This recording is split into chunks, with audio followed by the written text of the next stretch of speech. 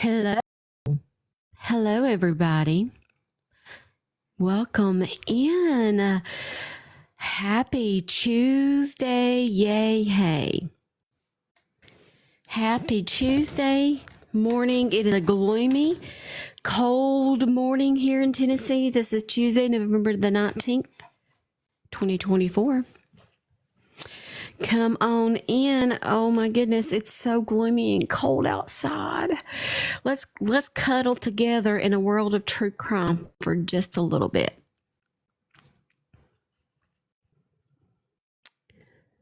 Hi. Good morning. What's up, Patriot? Lincoln, Janine, Renee, Carol, Indiana Chick is in the house. Oh, goodness. It is so good to see you guys. LA. Oh, my goodness. Let me just say, Louisiana or LA the town? Because LA the town is just waking up. And that would be impressive. Good morning. Good morning.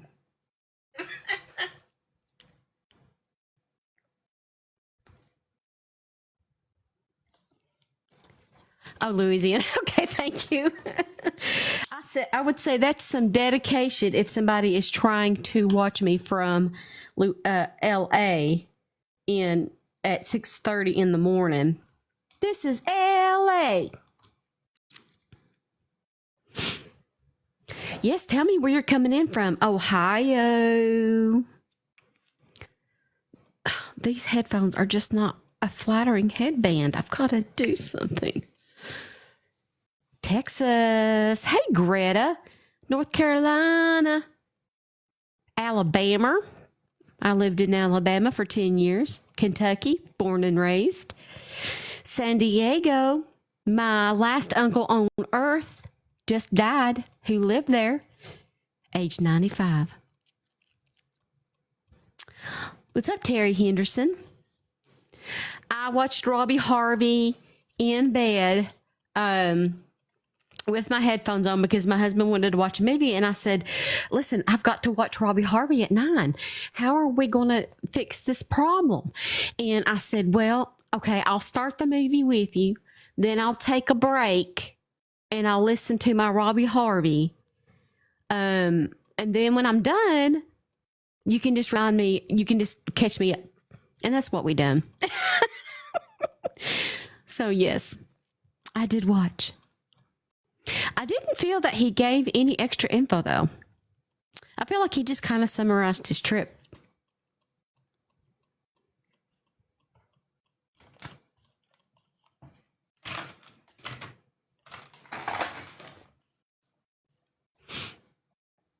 Yeah, just summarized. I mean, he went over, I mean, like I didn't, but the new info I'm waiting on that he said, y'all, not in the live, but on his, like in a ticker talker, that some real estate agents have been helping JP illegally move assets around. That's what I'm waiting to hear about next. Because I'm not shocked at all. I'm not shocked. Yeah. Kind of me too, but you know, when you come back from trips and stuff, I know you can be kind of tired and stuff. So I appreciate his info no matter what it is. Hey, Amber. Good morning. Good morning. Is the weather kicking y'all's booties the same way it is mine? Yes, it is so rainy and foggy and gloomy. Every bone in my body hurts. Oh, yeah, and I can't breathe, as you can tell by how I sound, and my throat's itchy and sore, and the sneezing and the coughing, and I don't like it. Yeah. Yes.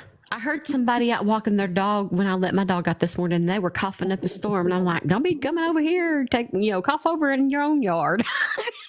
Right. Yeah. I went and bought some Sudafed yesterday because I started sneezing yesterday and I could tell it was coming. And then by last night, I started sounding like this. And of course, when you can't breathe out of your nose, you have to sleep with your mouth open. So now my throat's sore, and I had hardly no sleep. Faye says, thank you for helping us find my brother, Steph. We found him the day you posted about him. Faye, I'm trying to remember. I'm so glad to hear that. I do so many stories, sweetheart. Can you remind me of your brother? Everybody, please drop some hearts for Faye. That is absolutely amazing. That is why I do this platform. This is why I do those stories, because somebody down the road will see something. Yes, Faye, I remember.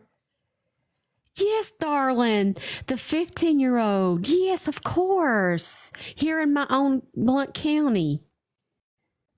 Oh, see? Oh, see, that's what makes it worth it. It's worth it. Sorry to pause. Be right back.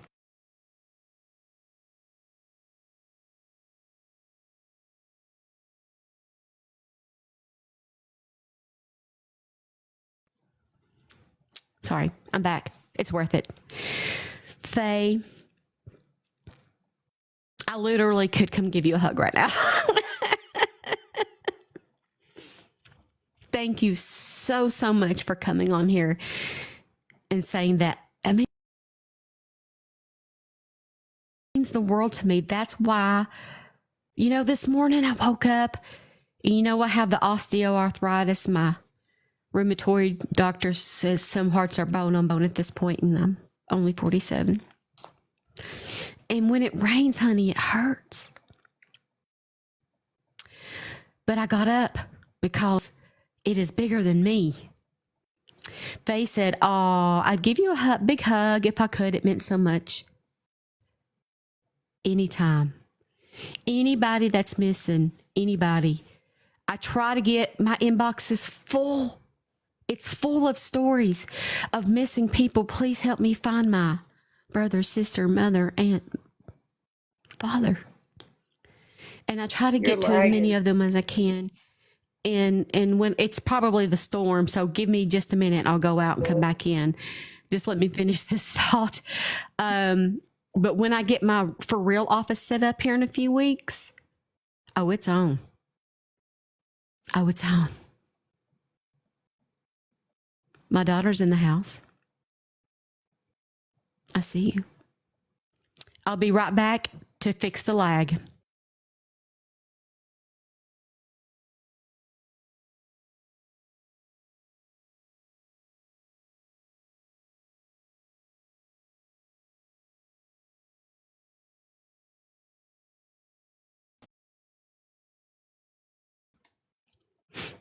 Okay, I'm back. And the other thing, can y'all see me now? Am I moving okay? You certainly are, my dear. And good morning, everyone. Good morning. The other thing is, when I move to the new house, I will have better network than up here. I'm more up here in the Smoky Mountains, up in the mountains, and it's kind of hard sometimes. Okay. Good morning, Kristen. All righty. I wanted to ask if we have been covering the Cash App founder's schmurder. The gentleman who had unalived him is currently on trial. Yeah, that's the big one. When did that trial start? It started about a week or so ago, and that one's still ongoing. So that one is interesting because it was the founder of Cash App. Right. I remember. You guys remember when that happened? The founder of Cash App walking down the street, minding his own, dead. Biggest mystery. Holy camole. If I'd have known that trial was happening, I would have been like, on it. Do what? What did you just say about Cash App? The Cash App founder, remember when he passed and he was slurred? Oh, yeah. Okay. Yes. The trial started a week ago. And I guess it's too late for me to get everybody caught up, but maybe Kristen can in a hot second. As long as she does it in the news anchor voice. I'm doing right now is trying to get a timeline of how long this has been going on. Yes, that was a huge thing.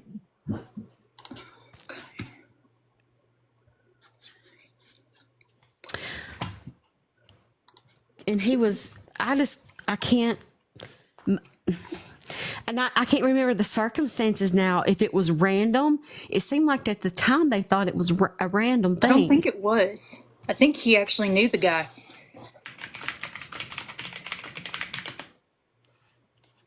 The guy that did it, his name is Nima Momini. Bob Lee, the founder of Cash App, was fatally unalived. You know what? In San Francisco on April the 4th, 2023. Nima, like you said, a 40-year-old tech consultant, is accused of doing it. Prosecutors allege that Nima lured Lee to a secluded area and unalived him in the chest, in the hip, and in the heart. They were in a dispute over the sister who Lee was allegedly having an affair with. Security footage shows the two men leaving the condo at the tower around 2 a.m. on April the 4th. Lee was found bleeding out on a deserted downtown San Francisco street about 30 minutes later.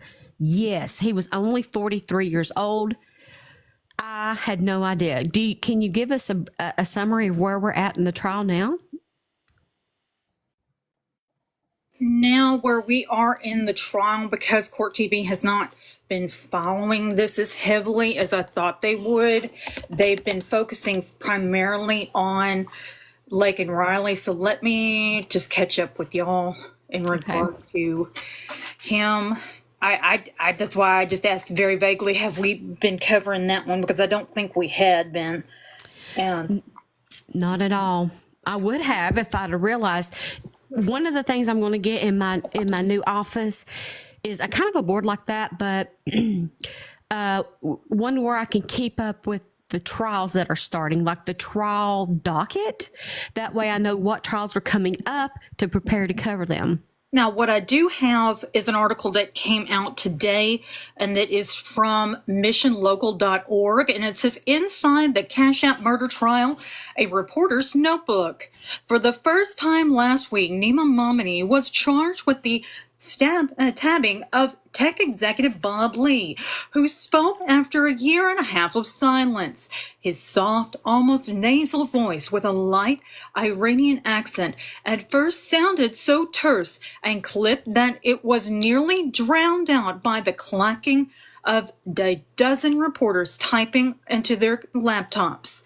But as the testimony wore on over the last 2 days, he became defiant, combative, and accusatory.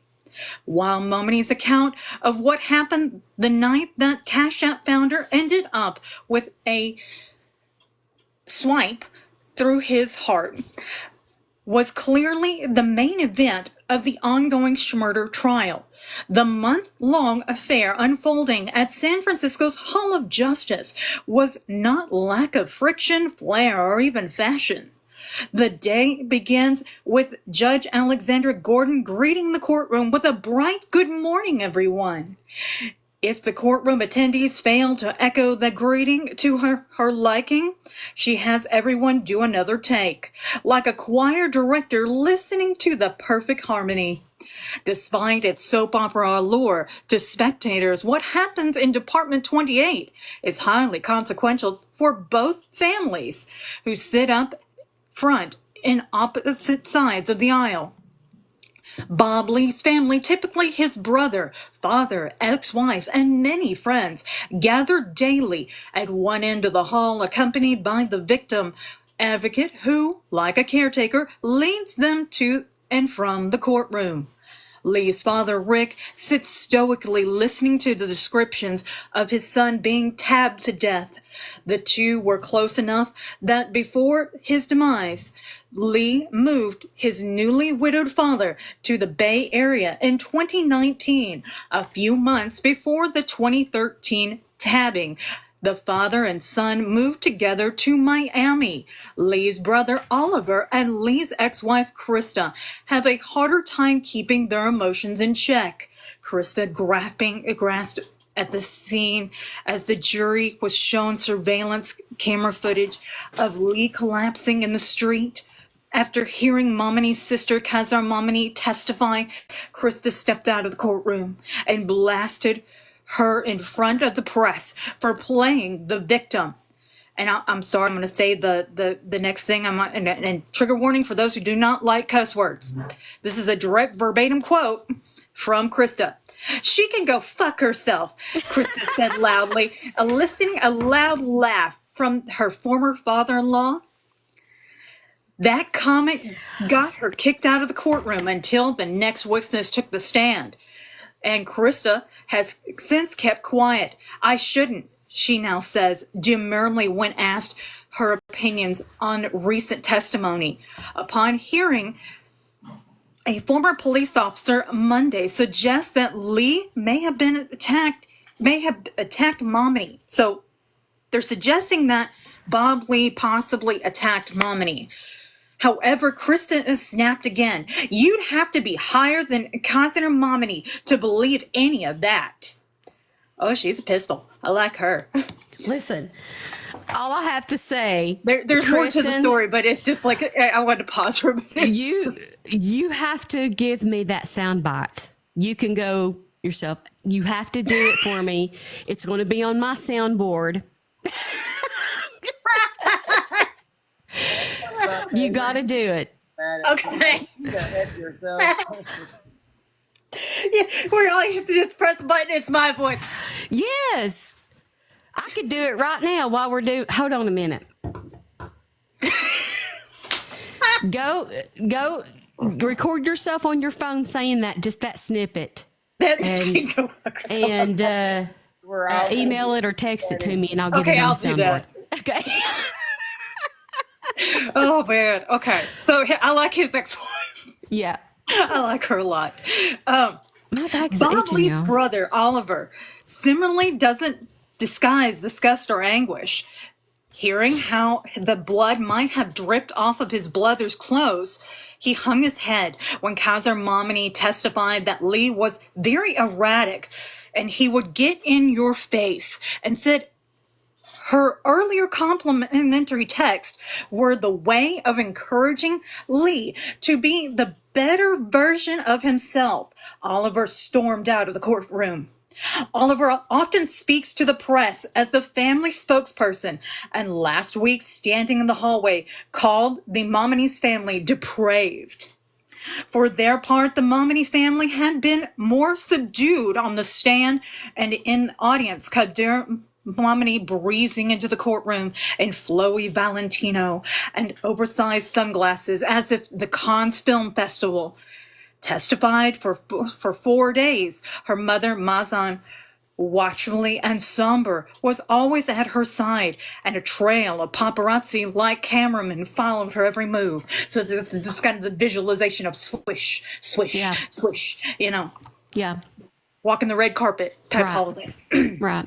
I could just see Although it. dressed to the nines and admitting on the witness stand that she can get dramatic, Kazar remained silent outside of her testimony, but only testified because she had been subpoenaed by the prosecution. Mazan, as if projecting innocence on behalf of her son, appears mostly in white. The dental hygienist who fled Iran from an allegedly abusive husband to move to the United States, where her son and daughter were teenagers, listens intently from the same seat each day. Occasionally, the press corps and others hear her muttering objection under her breath. In the hallway, Mazan is polite, cooing at photos of reporters, young children, and admiringly rolling her eyes at a kooky attendee who asks odd questions. When Momini's 40th birthday fell on the same date as a pre-trial hearing, Mazan arrived with the cake. Judge nixed her idea to pass it to her son, so instead she offered it to the journalists. So there's a last part to it. Yeah. So the last part is, but Give me just a second, Kristen. Let me do my stats here. We have 13,000 likes. You guys know what to do. We have 167 souls in the room, and today's live goal is 10 of the festive guys. So I put him up there in case you guys want one. I see you subscribers using your stickers. If you want to subscribe, all you have to do is hit that subscribe button. There's so many benefits. I have a life goal of reaching 400 subscribers. I want to do it by the end of the month, and that's only 33 more. Only 33 more until I reach 400, which I never ever thought I would see in my whole lifetime. Okay, so if you want to subscribe, just hit that button. Continue, Kristen. But mostly Mazan stares ahead and plays the maternal role for her adult children. She passes clothes through the bailiff to her son. When Khazar, after testifying, lingered in the vestibule between the inner and outer doors of the courtroom, Mazan murmured some words into the gap between the doors and coaxed her out. Nima's 5 defense attorneys are reliably boisterous and friendly, joking with reporters as they draw a sharp contrast to the the 3-man prosecution team, which stalks out each day carrying boxes of documents and wearing identical suits in the shades of blue or black. And after they leave, reporters gather around for a quick debrief before hunching over their computers to write up the day's events.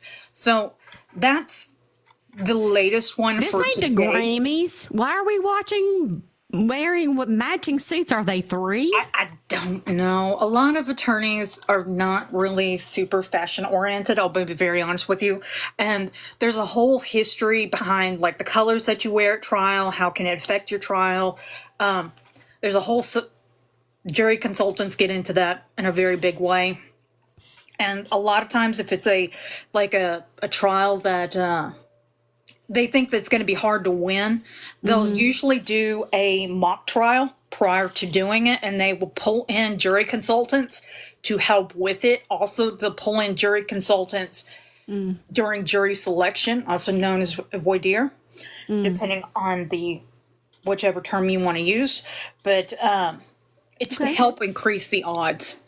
And you have, now for Texas, we have about 13 strikes during jury selection. So you have, one side gets so many, another side gets so many, and once they strike out so many people, then whoever they pick is who they pick. And like my mom made the joke of a while back of, my daughter's a paralegal, can I get out of doing jury duty? And I was like, Mother, you can't do that. You can't do that. That doesn't work. I would totally get out of it because, I'm true crime. So I would totally go in with a biased. I would already go in like, Well, there's some people that on purpose will say some outlandish comments just to be like, okay, you're out, goodbye. yeah. or just to where they just don't want to do it. And don't get me wrong, I actually like observing trials. It was one of the few things that I enjoyed from my first career, and I still do it.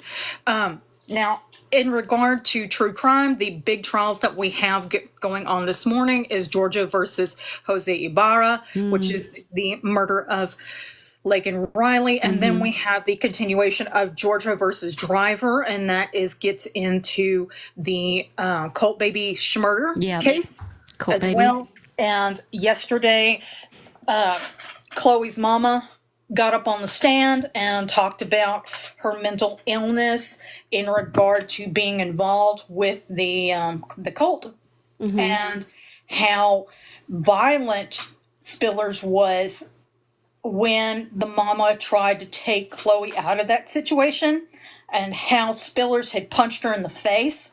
And there was a whole big picture of the mama having like her whole eyes swole up real good. And I mean, like, it was one hell of a shiner, let's put it that way. And Yeah. so they spoke on that, and honestly, there was a lot of, and I do agree with court TV commentators, they felt like the mom's testimony did not help as much in regard to substantiating that she was mentally ill. Honestly, to me, from everything I've heard thus far, I think she was in full mental capacity when she did that to Hannah. But that's my own 2 cents on that. Amber, I see that you just subscribed, that you resubscribed an auto renewal subscription. So everybody, welcome Amber here that's on the panel, Amber Dawn, to the SCF family. Thank you so much. That's 367. I'm 33 away. 33 folks away from reaching 400. Because you remember last week she gifted me that subscription, right? So I went to try to go use my stickers and it wouldn't let me use them. So I just extended my subscription and it's still not letting me use my stickers, and I don't know why. Have you tried like go all the way out of the app and then come back in? Yeah, like even from last time when Sunshine gifted me the subscription, the 1 month subscription, and I tried to use them this morning when we first come in, and it wouldn't let me use them. And so, and then I just resubscribed for next month, and I'm fixing to send the subs out to some people. But it's not letting me do anything. Like, it's not letting me send the subs. It's not letting me use the stickers. Like, I don't understand what's happening right now. Have you done a TikTok app update recent from the App Store? Also, no. I do I apologize. heard doing have you tried uninstalling the app and reinstalling the app and logging back I in have done as that, well? and I heard doing the update, like it messes like all kind of stuff up. Like it's worse than it is now. But I have uninstalled it and then reinstalled it. So I don't know. I don't know what's happening. Okay, so when you uninstalled it and reinstalled it, did you turn off your phone and then turn it back on and give it a full reset? Yeah, I did, and I even reset like my data. But then again, it could be. I'm not even gonna lie. I've been taking like Dayquil and Nyquil, also trying to knock this stuff out. So it could be my medicine head, and I'm not thinking clearly. So I might. It might just be that. I may not know what I'm doing at the moment. Y'all, I see you in the comments saying go vote. Yes. Go vote. Yes, we need to continue voting. If you have not done so today, please do so. Cheerchoiceawards.com. Yeah, I'm on there. I can't even believe it. I made a video. You can vote once a day. You can get a couple votes. Maybe you can buy a little package of votes. And I love that because all the money goes to charity. So it goes to good causes. And maybe I'll become the cheermaster of TikTok. That would be very fun. I've done something very bold. I want to tell you about this. I sent my manager a request for a blue check mark. The reason I did that, I'm going to keep to myself, but based on criteria granted to others on my team, I felt maybe I might have a good chance. So he's probably going to say no, but I was inspired by somebody else getting their check mark on my team. And I thought I I kind of qualify for that, I think. And so I went and looked at all the verifications, and I'm like, yes, I passed. Yes, that's true. Yes, yeah. So I wrote this email, and I hope he's going to say yeah. I hope. But if not, it's okay, because that's not what it's about. It's about the stories and covering the stories. But I just felt like, I've given 5 years, and I'm on the TMZ, and I was on Yahoo News and the things, so maybe they'll say yes. Okay, let's get back to some true crime. Let's get some folks in here. We have 189 souls. I told you today's live goal is Fest Cheers. I have 0 out of 10 in case you want to throw 1 or 2 to help me reach my live goal. That would be so amazing. I would so appreciate you guys so much. Thank you, Amy. Thank you. Maybe he'll say yes. Maybe he's watching right now. I have a meeting right after the live. So can't find you to vote. Sharon, when you go in there, you should be able to just type in Steph's case files, and it'll bring her name up. And then you just click vote. Now, I do have an update in regard to Nicholas Wayne Hamlet. Hold on just a second. Oh, the guy that escaped from Tennessee? Yep. I do have an update on him. Cassandra says, say yes to Steph. And I think that's such a campaign line. Say yes to Steph. All right, go ahead. Excuse me. Eastern Tennessee murder suspect appears in Monroe County courtroom. Madisonville, Tennessee. East Tennessee murder suspect appeared Tuesday morning in a Monroe County courtroom for an arraignment hearing days after his arrest in South Carolina. Nicholas Hamlet, 55, was arrested on November 10th in South Carolina after a multi-state manhunt. He faces a charge of first-degree murder in Monroe County in connection with the death of 34-year-old Stephen Lloyd of Knoxville. Hamlet was initially set to be arraigned Monday morning, but was not brought in due to being placed on suicide watch. Hamlet's appearance was then reset for Tuesday morning. On Tuesday morning, Hamlet was brought before Judge Dwayne B. Thomas, who told him he had appointed a public defender for him. Thomas was also set for an initial appearance on November 26th. So that's another case that we need to keep our eyes peeled for. Yes. Yes, because literally I can look out the window and look at the Chiharla Skyway where he was hiding. So yes, I'm glad that he's captured. You guys are doing hashtag say yes to Steph. Oh, thank you, Chastity, for that little whatever that was, a little fest crown. Thank you so much. I appreciate that. You guys are amazing. Thank you. And Kristen, throw her some things if you can. She does a great job with keeping us updated on what the latest in true crime is. I do this for fun. I really do. I do it because I love it. And I know a lot of people are like, you were so smart. And I'm like, but I do it because I think it's fun. And it's one of the few things that I actually did like about my former career. Yes, I do a different little job now and also going back to school for tech stuff. But honestly, I really enjoy trials and breaking down trials. And you need one of these. You need some headphones, you need a mic, and you need, you would do so good. Well, thank you. Even if you offered your voice. And honestly, I think I do good on just helping you out and keeping, with what's going on here around the wonderful world that we have. Yeah.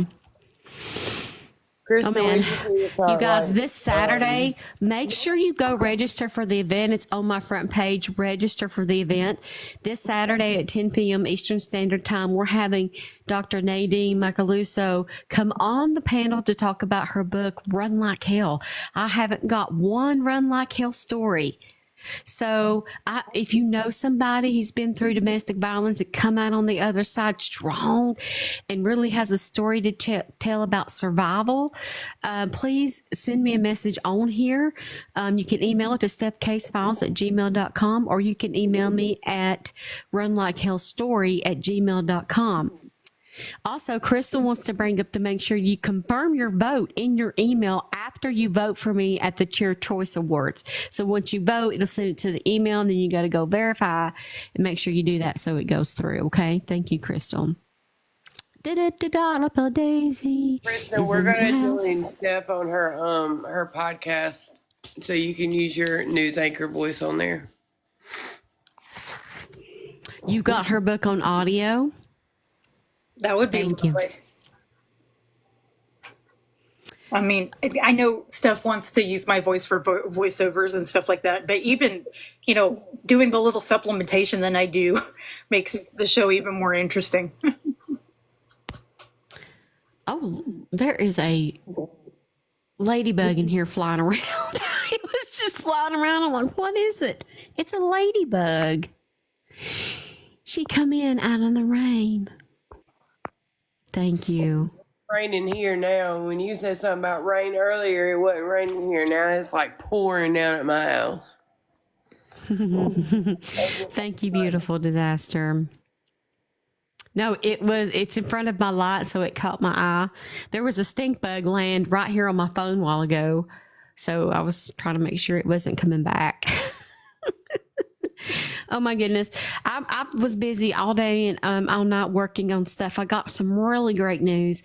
The FOIA request for the Texas body cam footage, Kristen, has been approved in the Katie Ferguson case. We got it.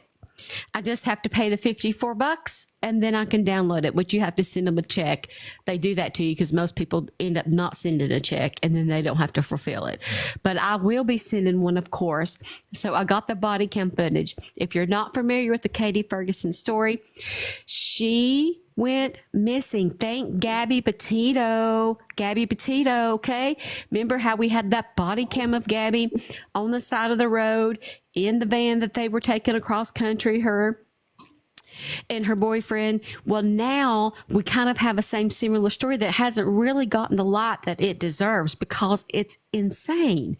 So Katie Ferguson goes missing from Cody, Wyoming after she's from Cody, Wyoming, and they were on a cross country trip back home to Cody after she had left her abusive boyfriend, Adam Aviles Jr., which is in jail right now doing 7 years for possessing a firearm, pew. I'm trying to figure out what word to say without saying it. You know, the stuff that goes in the pew and you pew them out. Ammunition. Thank you. A run.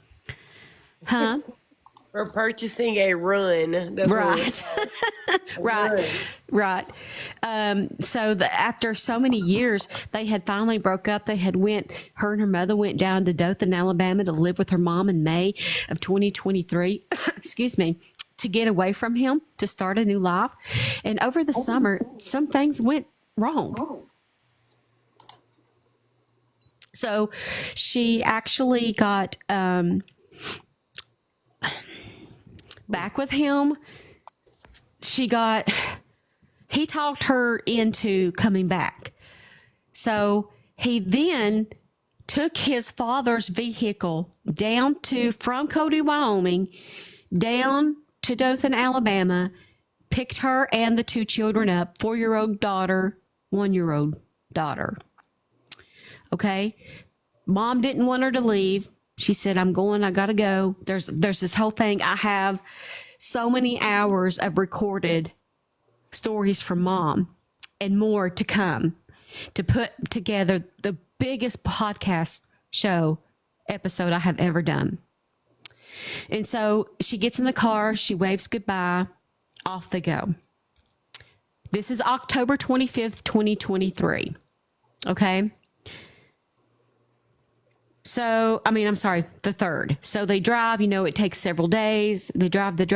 They get, a cop comes upon them in their minivan in a parking lot, empty parking lot on the 5th. And he walks up to them, and they're just, changing the kids' clothes. There's kind of stuff everywhere. Her name is Katie Ferguson. Katie Ferguson. So the body cam is looking at Katie. She's not looking real good. She's kind of looking like, help me, but she can't say anything now in retrospect, looking back at the video. He asks him some questions. He never goes over to Adam's side. He doesn't ask Adam for ID. He doesn't identify the vehicle, which he would have found was stolen from his dad.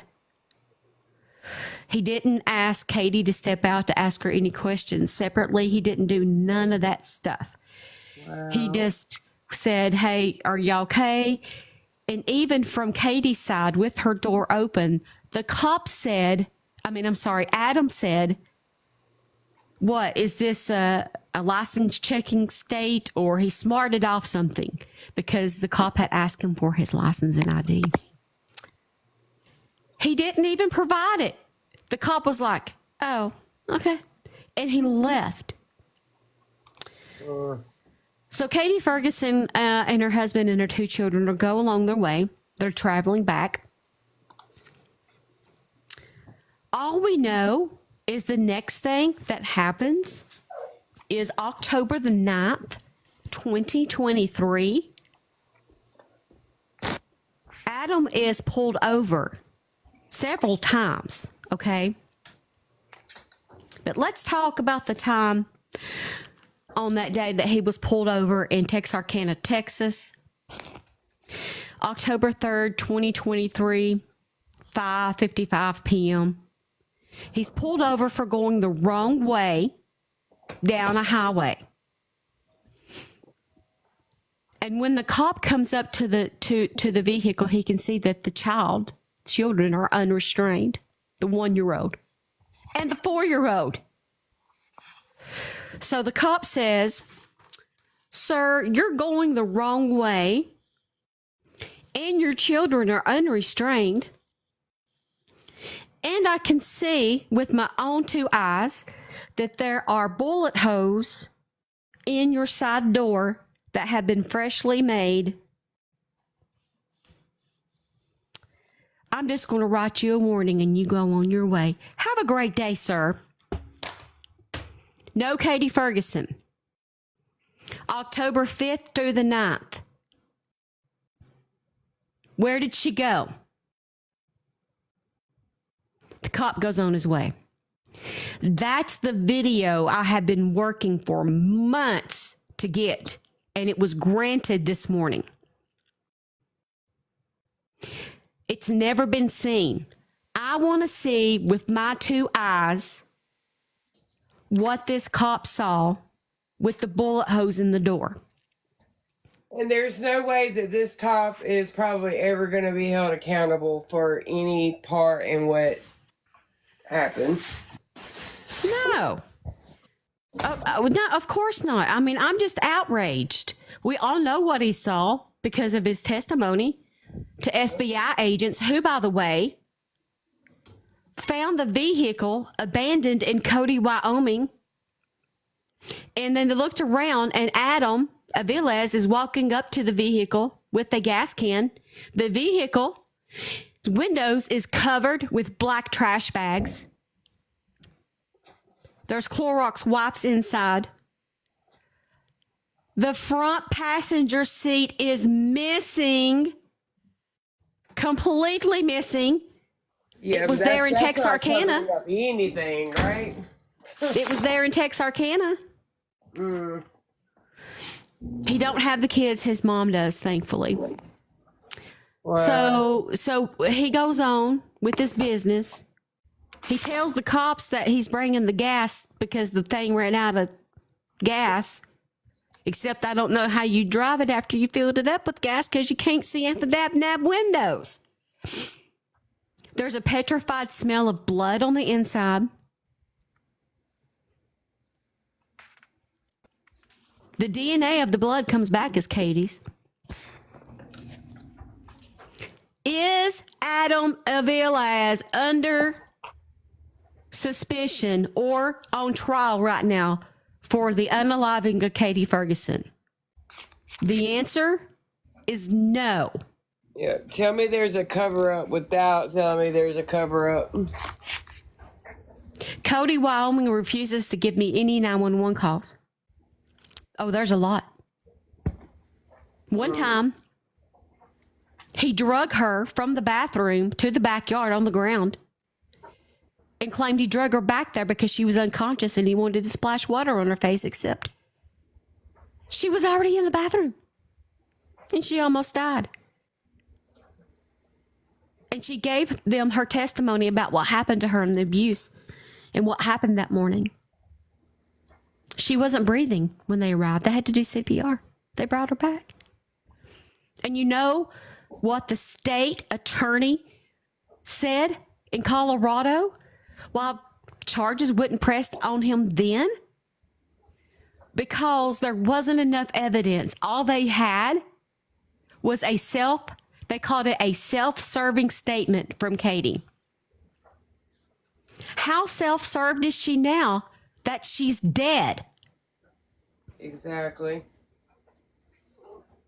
We're going to seek justice in the Katie Ferguson case. I'm on page 4 of my report. I'm gathering all of my recordings. And we're coming. That's ridiculous.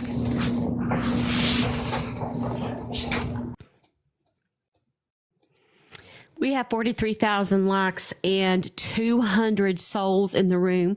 Today's live goal is 10 fast cheers, and we have one of the 10 in case you would like to send one. Yes, it will be justice for Katie. And Nancy Grace talked about this. She talked about the moment. If you slow the video down, if you really, really, really, really listen, when the cop comes up to him in an empty parking lot, Katie looks at the cop and says, "I don't want to be here."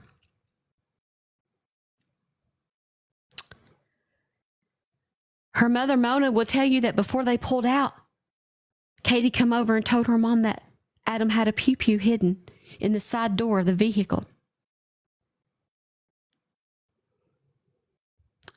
And mom said, "Don't go." And Katie looked at mom and said, "I have to go." In addition to this, in mourning her own daughter and not knowing where she is still to this day, over a year later, the mother, Mona, has another daughter, Nicole Ferguson, who's the sister of Katie, who was an advocate for finding her when she went missing. And Nicole has been missing now herself since July.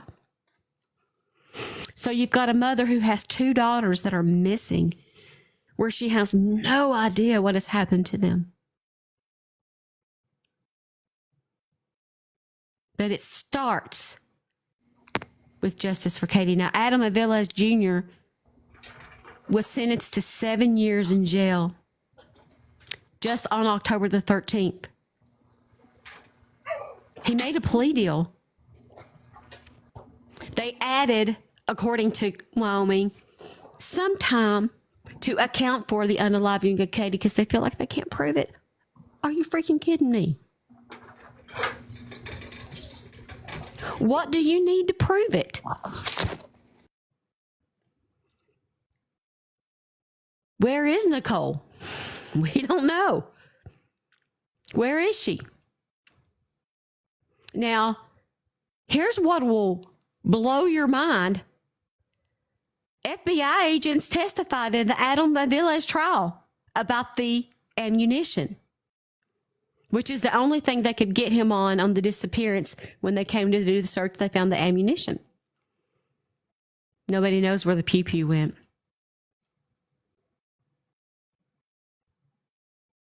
The FBI agent testified he probably killed her. Yet there has not been one search initiated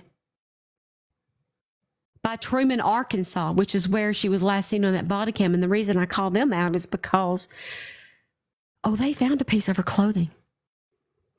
They found a piece of her pajamas. But no search was ever initiated.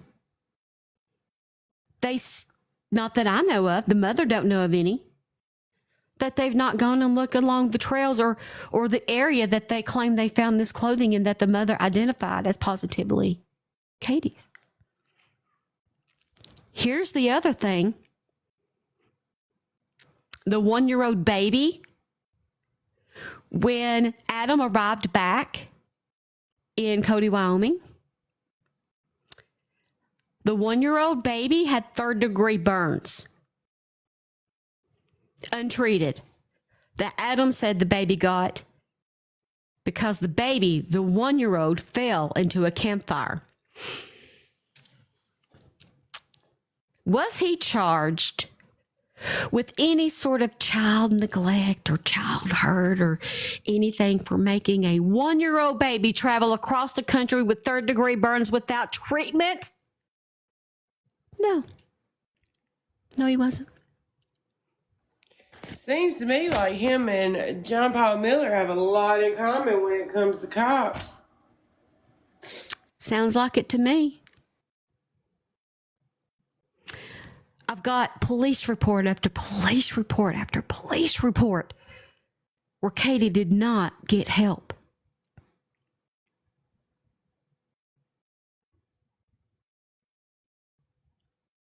It's a huge podcast. It's really my first official long-length one. It's so huge, and it's what I've been working on every single extra moment that I have.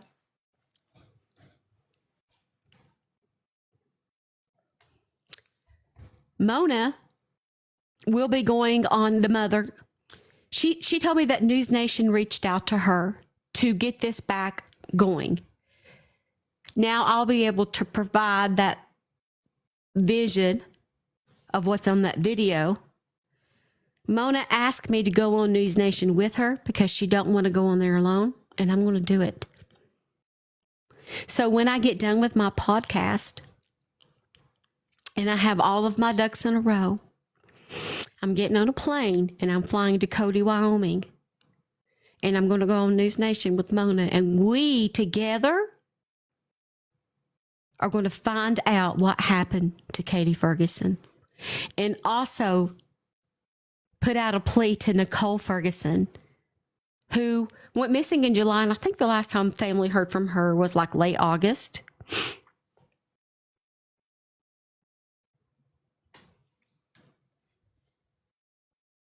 They won't take a police report on the disappearance of Nicole. That's a whole other podcast. That's a whole other thing. Might be a stretch, but I wonder if Nicole was getting too close to uncovering the truth about what happened to her sister, and the same people decided, oh, well, we need to silence this person. Kind of what it sounds like to me. Could be. Mom herself was afraid. I started talking to Mona months ago, but she didn't want to. There was a period where she just stopped talking, and I thought that she just didn't want to pursue it. But the fact was, is she's scared. People in the town, the ABLS family. And it's cops like that make women scared to come forward that are in DV situations or in situations of that manner, just for the simple fact they don't know if they can trust them or not. Yeah. So, who has the baby now? I just pinned a new goal, some coffees in case you guys want to send one or two. But the babies are the 1-year-old and the 4-year-old, which now is 2 and 5, is with Adam's mother, Adam's biological mother. Now, Adam has had a history problem with drugs and other things. And so, according to the mother, Mona, Adam's mother's a good person. She's a good mom. Adam had a good childhood growing up. There was nothing out of the way according to Adam's mom. So she says that she don't know what happened. Listen, you can have a great childhood and get off on the rugs and it messes with your mind and you start making decisions you wouldn't normally make and you become this person you don't even, right? So that sounds to me like that's what happened, but all is well with the children. They're safe. They're well taken care of. It's just, here's my problem. Adam was sentenced to 7 years. He'll probably get out in 4 or 5, maybe. And then what happens? He'll have access to the children. Exactly, because he'll have to go home. He lived with his parents to begin with. So he'll have to move back in with them, and now he's near the kids. Katie's still not found, and he's still not charged. So we've got to keep him where he is. Actually, we've got to get him extradited over to Arkansas to be charged with slaughter. But getting there is all the work. Getting the stuff together, getting the media refired back up, getting the police to understand that this has not been forgotten. And while the police don't have to tell you every single thing, the mother telling her nothing?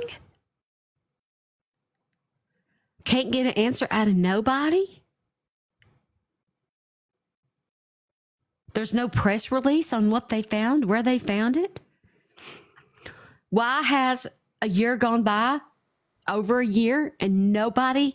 She is laying out there on the ground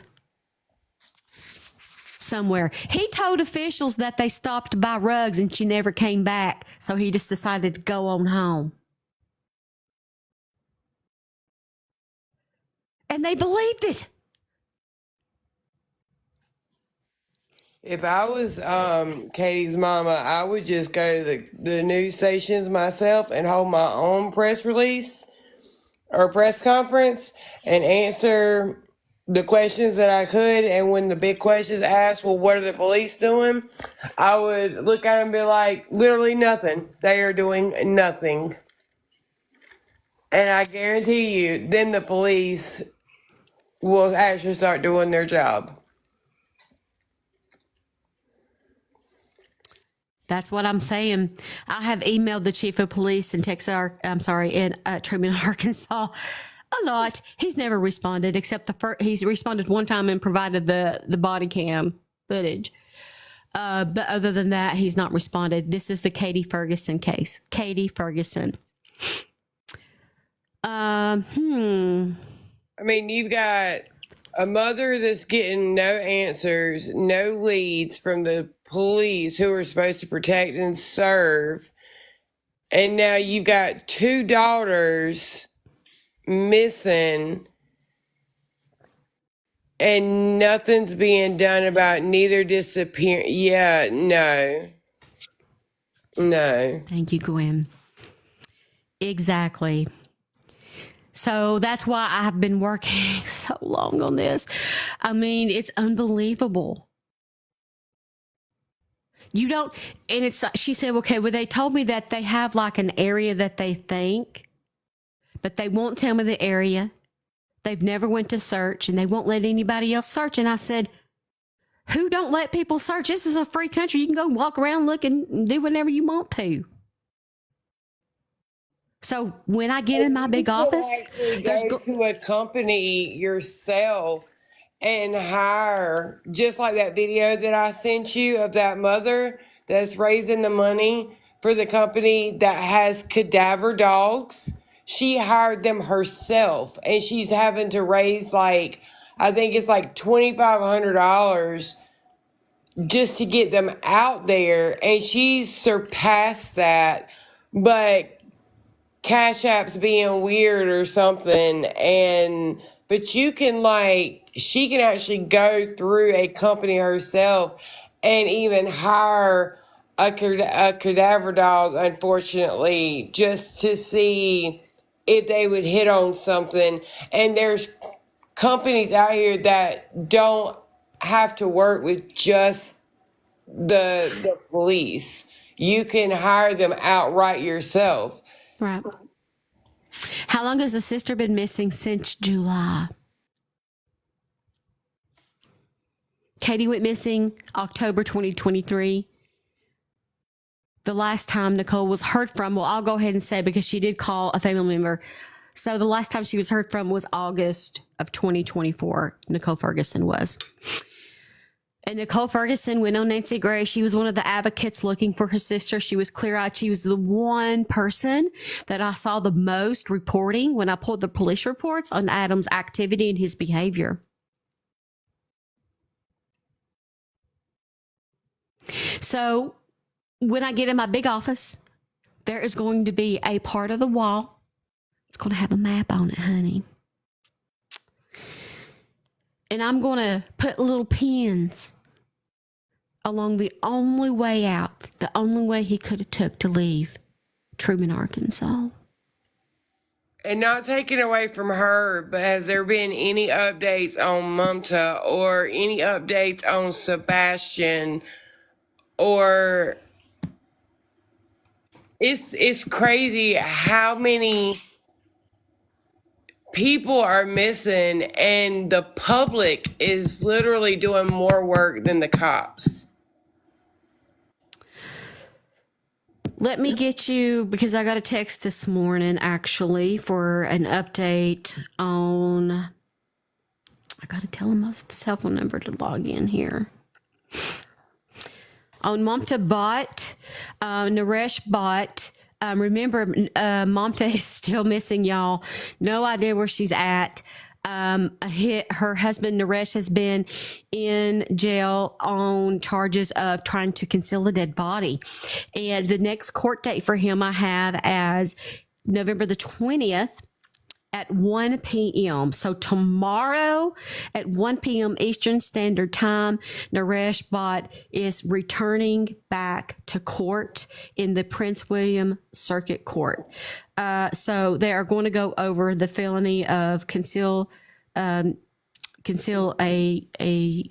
dead body. His arrest date was August the 22nd, 2024, and they are claiming that July the 30th, 2024 was the last time that anybody heard from Mamta. She was a pediatric nurse, and her and Naresh had some problems. They have a baby together, a 1-year-old little girl who was just about to turn 1 at the time of her mom's disappearance. Now the investigators went into the home. They found an insane amount of blood down under that, like they had to remove the bathtub. It was in the creases and down the drain and every other thing.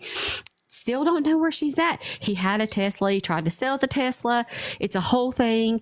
So he just right now, it just seems like they keep having court dates to get this out of the way or that out of the way or this. So I don't know when the actual trial starts. He's been trying to get out on bail.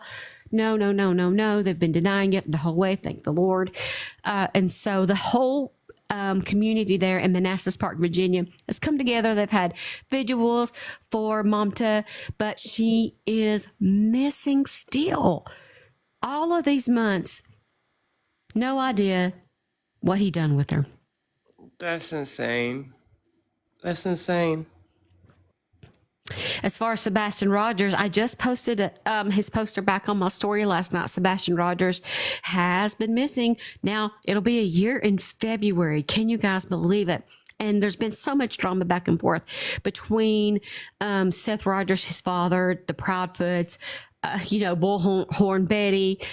So there's been a lot of distractions away from the search for Sebastian. Now, Dog the Bounty Hunter has raised his reward. The reward for Sebastian Rogers, dogs, and the FBI's, I think, now is around $100,000, or let me know if I'm wrong. It may be more than that now, but at least $100,000. And they are saying they're following on leads up north around Oregon, around the Canadian border. And so I'm not sure there's really no update other than Dog the Bounty Hunter was on the news the other night talking about the fact how they researched. You guys remember this. Let's talk about this for a second. Hendersonville, Tennessee, Sebastian Rogers case, if you're not familiar. They searched that retention pond behind the house. Remember, on the not the 911 call, but the police dispatch audio. One of the officers on the audio says that the dogs that they got there to smell Sebastian's scent went through the mud. They saw footprints in the mud, which I don't know why they wouldn't reserved. You know how they put the cement. Anyway, don't get me started on that. So he saw the dogs follow, and the dogs jumped into the pond. And so he talked about, the significance of the dog and how rare that is for a dog to jump into a pond trying to follow a scent, especially like a German Shepherd, right? So he brought that up. But here's the other thing. Here's the thing to think about that I never thought about before. Dog the Bounty Hunter says there's a drain that leads to that retention pond. He thinks it's a possibility that Sebastian could be inside that drain. And that's why the dog's scent was so strong, and that's why they jumped into the water. The drain has never been searched. They emptied the retention pond. They searched the pond. They never searched the drain. So here's a call to Hendersonville, Tennessee police, to redrain that pond and get in that dagnab drain. They should have done that from the get-go. They should have used their common sense and been like, we're gonna drain the retention pond and look everywhere around that and in that, but we're not gonna look inside of the drain that's inside of the. No, really? I mean, I know common sense is a rare thing nowadays, and a lot of people have to buy what little bit they have, but really, people, really, it. This is Tennessee, actually. This is Hendersonville, Tennessee. Sebastian Rogers, a 15-year-old autistic teen. He's about to be 16. When does he turn 16? I can't remember. But he might have already turned 16. Gone. He was there the night before, vanished out of his bedroom. No sign of forced entry. No sign of him running away. Mom, Katie Proudfoot, claims he had on no shoes and that he took a flashlight. His flashlight was missing. December 7th, he turned 16. Thank you, Mama. I knew it was so close, or it had just happened. Right. No shoes, no phone. Katie Ferguson's sister's missing. Katie Proudfoot is the mother of Sebastian. It's hard to keep the Katies straight. D. Mac asked, where does the water dump into when they drain it? I wonder. I don't know. 60,000 likes. 65,000 is the next goal. Cassandra is saying 65,000. Here we come. There's 200 souls in the room, and today's live goal is 10 coffee magics, and we have one coffee in case you would like to throw one. Thank you guys so much for your support. It means the world to me. How he would get into the drain is the question. I would have to look at the retention pond and see where the drain goes. Can you enter the drain from somewhere else? Was he running from someone and ran into the drain? Then wouldn't we have heard him scream or something else? Was he hidden in the drain after the unaliving event, if that happened? There are so many questions.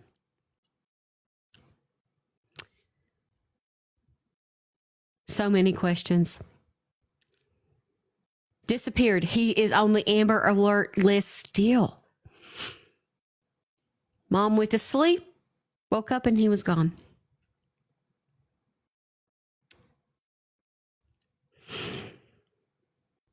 Maybe a manhole cover, maybe. Go ahead. How do you not know where your child is when you just wake up and then your child's gone?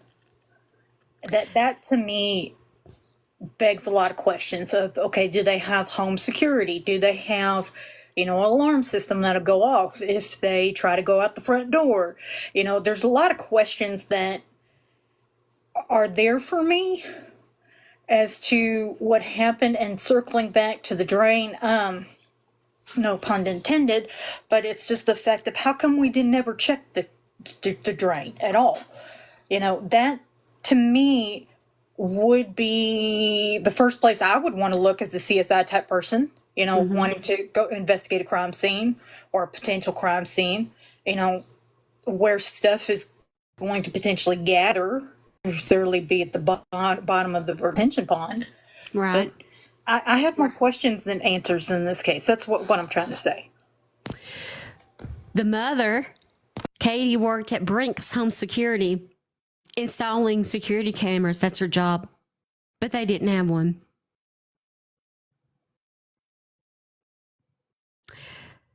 Would it smell? Like, at this point, they probably would need to take cadaver dogs back over there. Beverly, thank you, Bigfoot. Thank you for that. I really appreciate that. Thank you so much. Beverly says this drain dumps in retainer pond.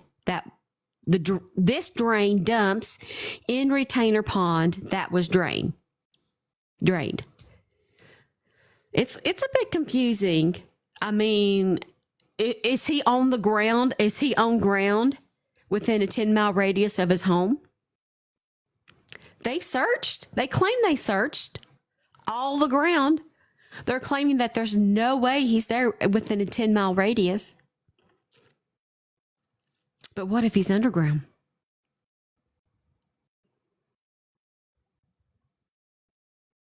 Carrie says, maybe that's what it was. I heard so much on it that it was hard to keep up with. I'm in Tennessee and so tired. No kidding. I mean, I haven't done an update video on Sebastian in a very long time. But I think I might do one. And the other part is everybody's getting sued. You can't even really talk about it. I'm scared to talk about it. What was their name? Something Media at Night something? Along with Dog and Seth suing Bullhorn, not Bullhorn, but Barbecue Lady and all them. Beverly says this drain has at least 3 foot of mud at the bottom. I'm good, Sheila. How are you? It's good to see you. This drain has at least 3 foot of mud. I found an article that's worth discussing. Just a second, Kristen. Beverly, 3 foot of mud? Do you think that he went down the drain to hide and could possibly have gotten stuck in the mud and couldn't get out? Go ahead, Kristen.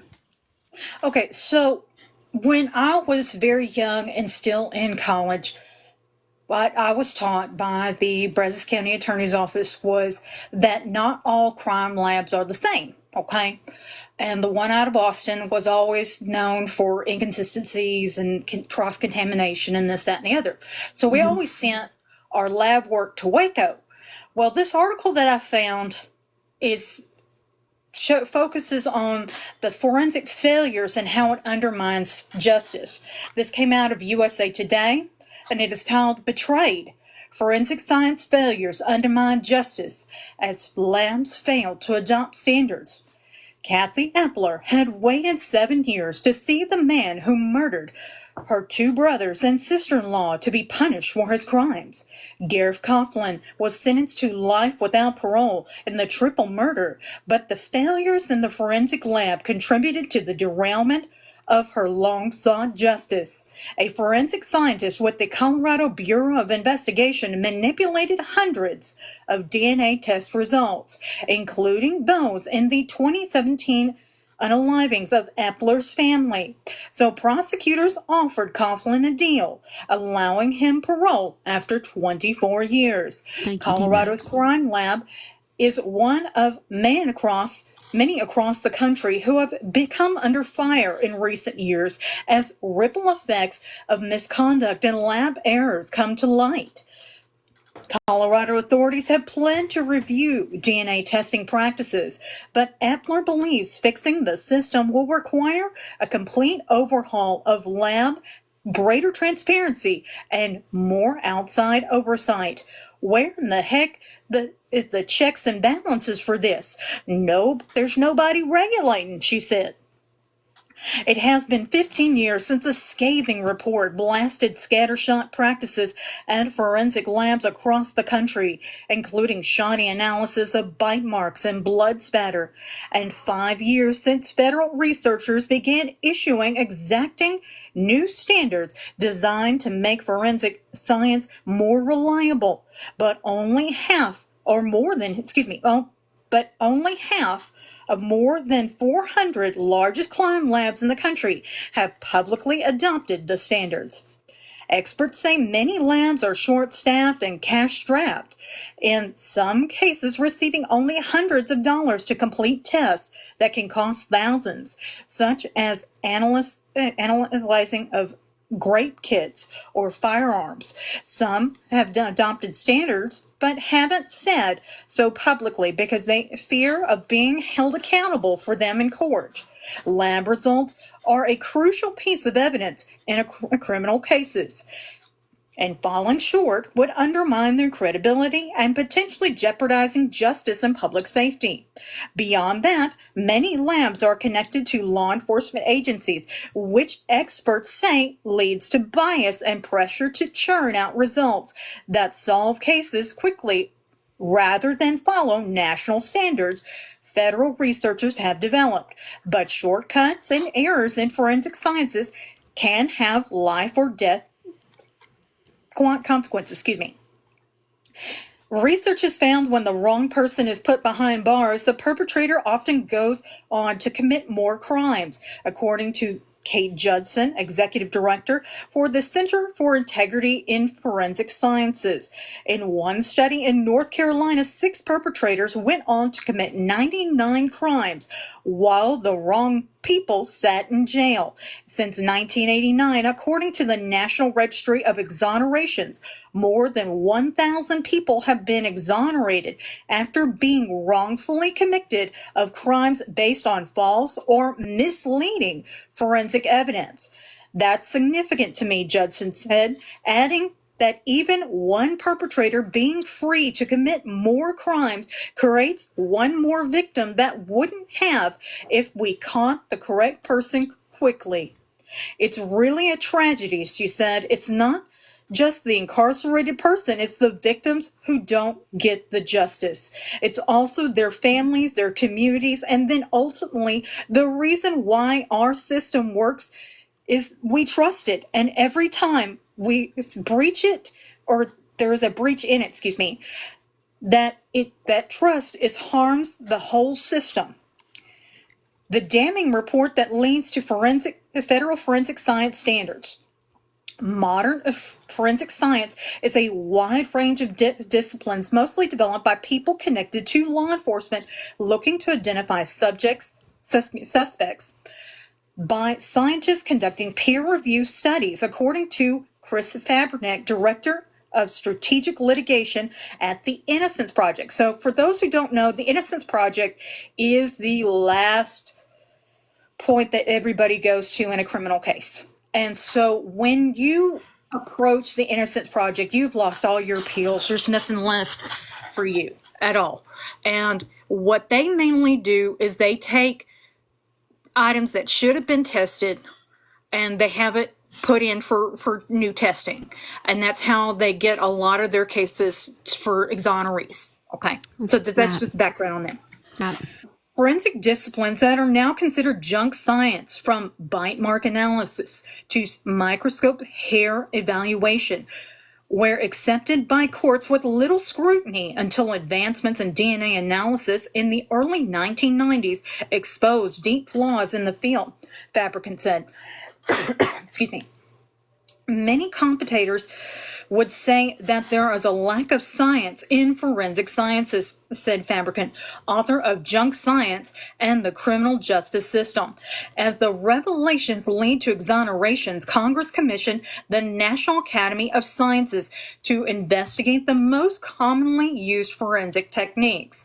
What it found was damning. Apart from the DNA analysis, nearly all forensic methods were scientifically unsound and incapable of consistently connecting evidence found at a crime scene with their source. The 2009 report offered recommendations to overhaul the field, including the creation of a powerful, independent federal agency that could provide oversight. So I'm gonna pause for a minute because this continues to go on. So basically, the short of the very long, as they're saying, is these inconsistencies and these crime labs that are having cross-contamination and all these problems are just one of many. And it prevents justice from happening. And if it does nail somebody, it's often not the correct person. So we, as the general public, or even as a victim's family, we have to worry, okay, is what we're hearing back in regards to the DNA analysis correct? Did these people, who are very smart in their field, do what they needed to do? Did they follow all the protocols to the T? Because, in all honesty, and I have seen this firsthand, you can hire either side, being the state or the defense, hire a DNA person to say, within a 30-minute slot, yep, that's correct. And, it comes back to the story of, okay, whose story is the most convincing? Because if our DNA sciences and forensic sciences are obviously now called into question, are we doing the families proper justice? That's the big thing. And this is why I think this is a great topic for discussion, because what if we're wrong? And if we're wrong, how are we going to fix it? Right. I agree. Well, folks, I've got to skedaddle. I've got a meeting with TikTok in 15 minutes-ish. And so I'm just going to go a few minutes early off here and grab me a drink and use the potty and let the dog out. Woo, woo. Who let the dogs out? Anyway, excuse me. You guys know how much I love you.